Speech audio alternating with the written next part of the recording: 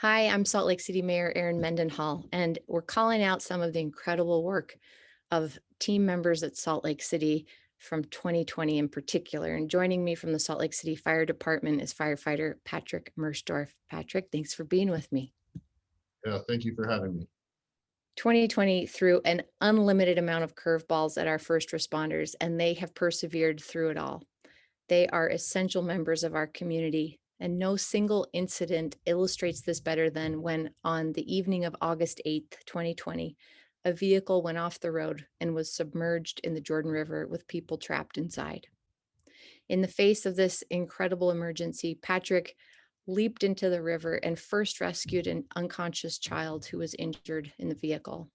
Then, at great risk to his own personal safety, Patrick donned his scuba gear, his self contained breathing apparatus, and went underwater to search for a child who was still trapped inside the vehicle. His quick actions and his innovative thinking enabled the successful rescue of this child. In times of crisis, firefighters are called upon to act quickly, calmly, and professionally, delivering the best possible service they can to members of our community. The global pandemic has not eliminated this need, rather, it has heightened it. Patrick's actions highlight the risks and the sacrifices our first responders are willing to make to ensure the safety and the service of our community. Patrick, I thank you from the bottom of my heart for the work that you've done. My Thank you. first question for you is, how did you get through 2020 and all of these curveballs? Gosh, it's a complicated question. The biggest thing for me is I felt really blessed. Um, there was obviously a lot of challenges in 2020, between COVID, the riots and civil unrest that, the fire department and the police department are involved in. And mostly because of COVID, a lot of people just at a snap of a finger lost their jobs and lost their livelihood because things got shut down. And, I saw all that, and I was looking at my situation, being employed and, not losing my job at a snap of a finger, and seeing how other people just kind of lost their livelihood. And I just felt really, really blessed that I had this career, this great career that I love and enjoy. And, I didn't have to suffer even more financially, or, with my family or friends. I just felt blessed that I was able to keep coming to work. I stayed healthy.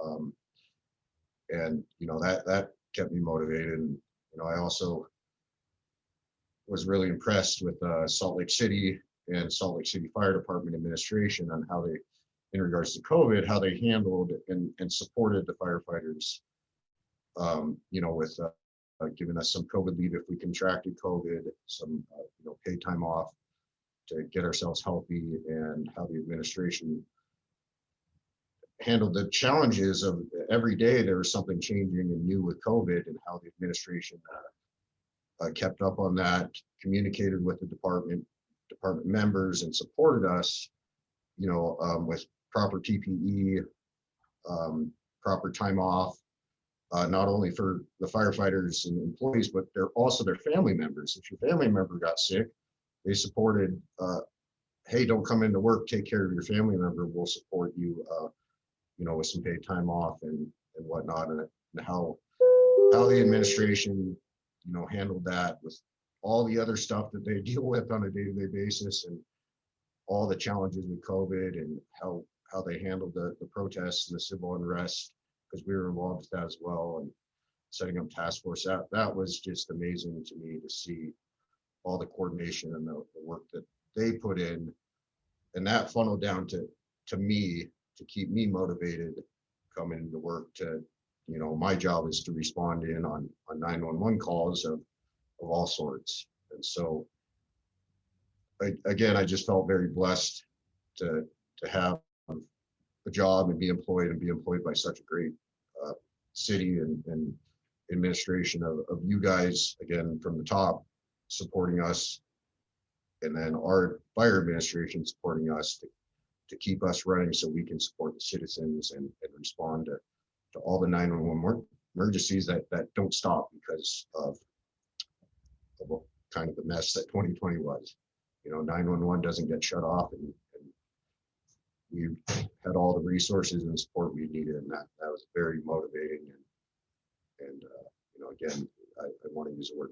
I felt very, very blessed to be part of that. Very, very proud to wear this Salt Lake City Fire Department badge. We're glad you wear it, and we want to keep you well. We want to keep all of our first responders feeling supported and able to come back to work and feel good about the work they do. So thank you, Patrick.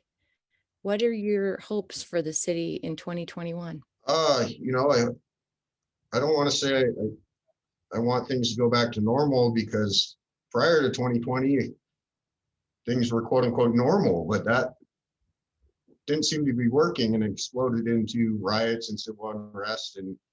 And so I don't want it to go back to normal. And I don't want to be cliche. I want there to be a new normal of, we everybody kind of gets along. We can have discussions openly and honestly and respectfully, within Salt Lake City, both within as employees and also as the citizens. I'd like to see just everybody kind of calm down and things get back to kind of some peaceful, and learn from all this.